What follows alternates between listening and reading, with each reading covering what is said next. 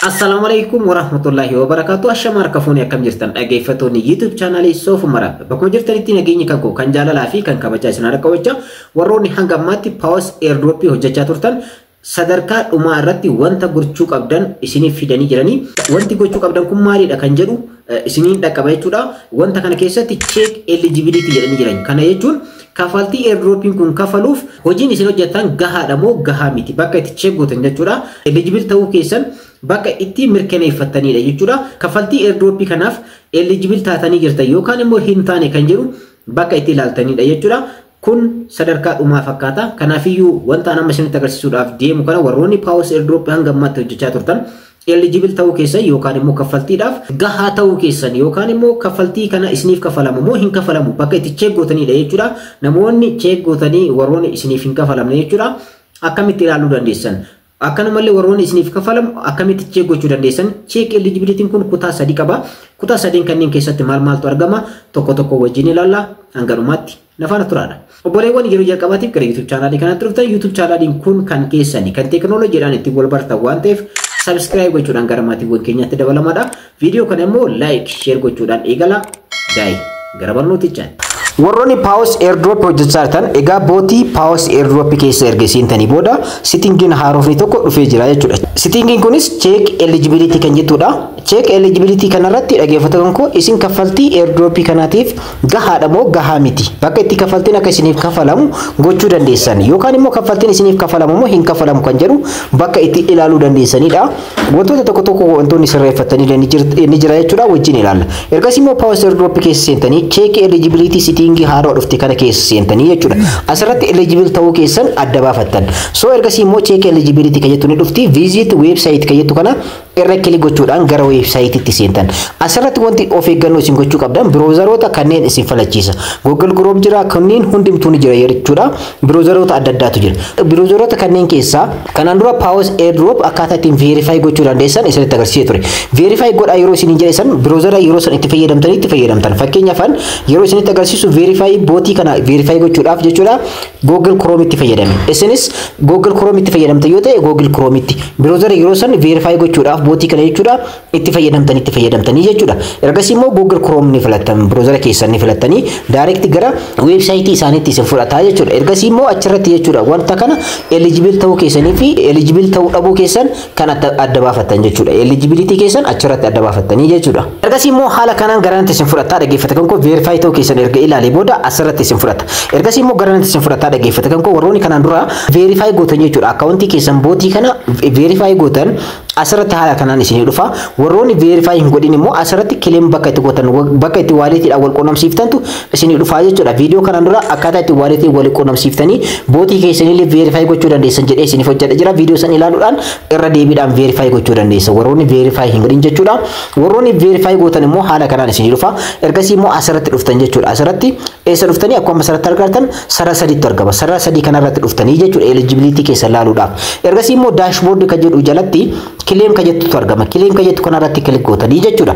Ergasii immoo gara fuula kanaatti isin fudhata check eligibility. Eligible ta'uu keessan bakka itti check gootan jechuudha. So jalqabarratti kanaan dura waletii keessanii wal quunnamsiiftanii akkaataa ittiin bootii keessan verify gootan warroonni isinitti agarsiisa jechuudha. Haala kanaan isa tokkoffaa irra isiniif darbee check eligibility irra dhufa. Warroonni kanaan dura garuu waliin quunnamsiisin asumarratti isin eegaa jechuudha.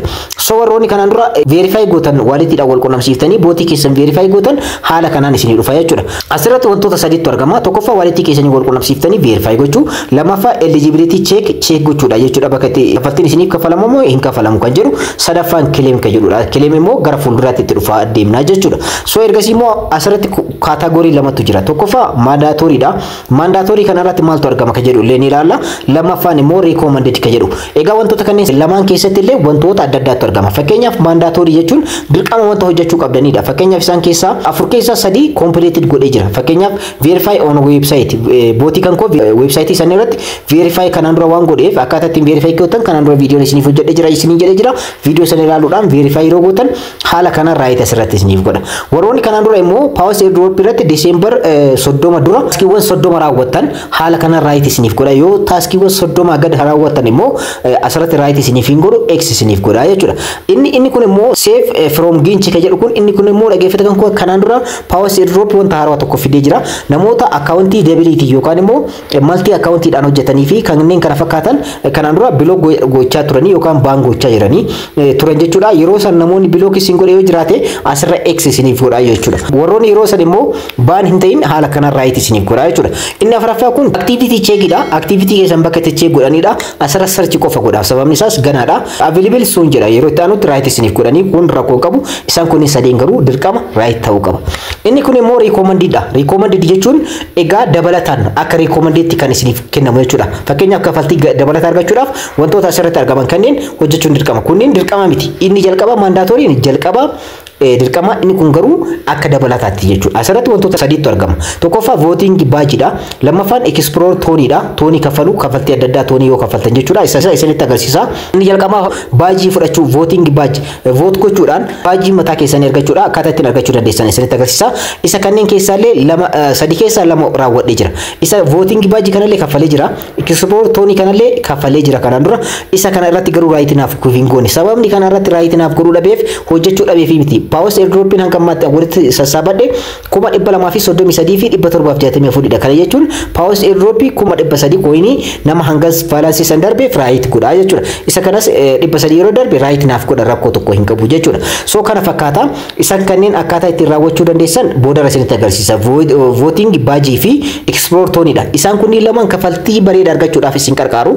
Garuu riskii mataa keessanii fudhatanii hojjechuu kan qabdan. So ergasii immoo check gochuudhaaf next kayyatu kana rakkoo gochuudhaan congratulations isiniin jedha jechuudha. Egaa asirratti congratulations yoo kan isiniin jedhu ta'e salphamatti kaffaltii airdrop kanaatiif isin gahaa jirtu jechuudha. So walletii keessanii wal qunnamsiiftanii verify gootanii jirtanii akkaawuntii keessan lammaffaa immoo eligibility ta'uu keessan check gootanii jirtanii sadaffaa kan isiniif hafu claim powers ka jedhudha. Isa sadaffaa kan immoo yeroo itti aanu akkaataa ittiin baafachuu dandeessan future ofii qabatanii waan dhufaniif amma check eligibility keessan qofa irratti check gochuu qabdan jechuudha. Kaffaltiin naaf kaffalamu moo hin kaffalamu kan jedhu ilaaluu dandeessanii kana fakkaata jechuudha. Congratulations yoo kan isiniin jedhu ta'e isin kaffaltii airdrop kanaatiif gahaadha jechuudha sadarkaa itti argamtan.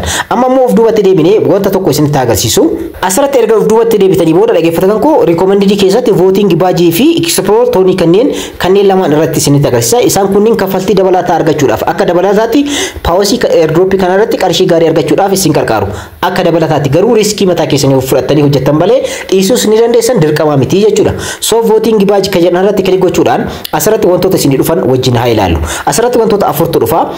Baajiidha. Baajii bitattanii baajii kana jechuun beekamtii dabalataati jechuudha. Kanaan fakkeenyaaf supporter kan jedhu kana kanaan dura toonii duwwaa tuqaa tokko waan kaffaleef purchase dinaan jedhee jira. Isin garuu isin biratti toonii duwwaa tuqaa tokkotu argama. Dolfiin yoo ta'e immoo dhaggeeffatan koo kaffaluu kan qabdan toonii sadiidha. Kanaan dura toonii duwwaa tuqaa tokko waan kaffaleef 2.9dha yoo kaffaltii kaffaltan jechuudha. Sadii isin gaafata isin biratti. Asirratti weel kan jedhu kun immoo toonii 50 isin gaafata 49.9dha kan nagaafachaa jiru.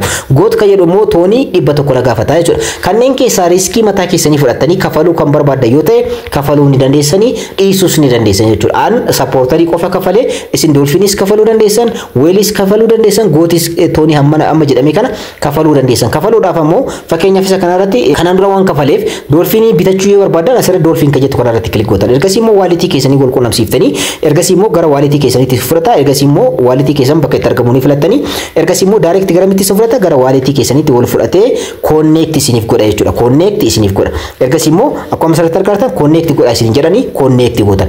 Connect erga gootanii booda waalitii keessan wajjin erga wal qunnamsiiftanii booda asirratti kilik gootanii uf duubatti deebitan bakka kanatti.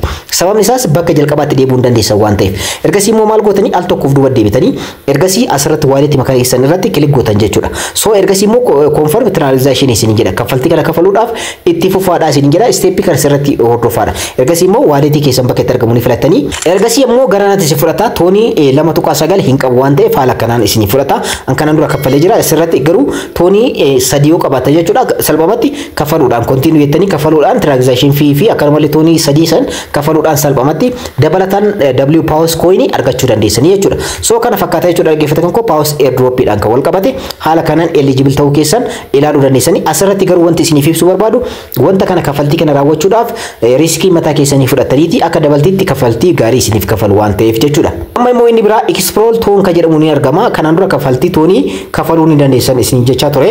So asirratti kilik gochuudhaan ammas toonii duwwaa tuqaa tokko irraa kaasee hanga toonii 10tti asirratti illee kafaluu dandeessan. Kanaan dura toonii duwwaa tuqaa tokko kaffalee jira. Akkuma asirratti argaatan baalansii na qabu 10 W Pause dha. 10 W Pause jechuun toonii duwwaa tuqaa tokko waan kaffalee fi asirratti taaskiiwwan argaman kanneen sadeen keessaa lama raawwadhee jira. Voting baajii fi Explore Toonii kana akkuma asirratti argaatan kan naafe Pause baalaansii kan kootu xiqqoo isinaafa isa sirreessaa jechuudha. So isa kanarratti kilik gochuudhaan akkuma asirratti argaatan toonii hanga barbaadanii ni filattan. Fakkeenyaaf toonii 5 ta'e 6 ta'e akkana harkisuudhaan hanga 10tti jechuudha. Toonii duwwaa tuqaa tokko irraa kaasee hanga 10tti kafaluu ni dandeessanii. Akkanaan dura kafalee jira. Kafaluudhaaf immoo send toon kan jedhu kanarra kilik gootanii waalitii keessanii wal quunnamsiisuudhaan ergasii immoo dhaggeeffatan kun kaffaltii keessan ni raawwattanii kana fakkaata jechuudha. Pause airdropidhaan kaffaluu wal qabate Pause airdrop keessan irratti kaffaltiidhaaf gahaa ta'uu fi gahaa ta'uu dhabuu keessan haala kanaan adda baafachuu dandeessanii. Viidiyoo har'aa irraa akka fayyadamtan abdiin qaba. Barnoota kan koo kanarraa asirratti xumuree jira. Akka irraa fayyadamtan abdiin qaba. Warroonni YouTube channelii kanaaf haaraa taatan subscribe, like, share gochuu hin irraanfatinaadha. Yeroo biraa barnoota biraatti walitti deebina. Horaa bulaa.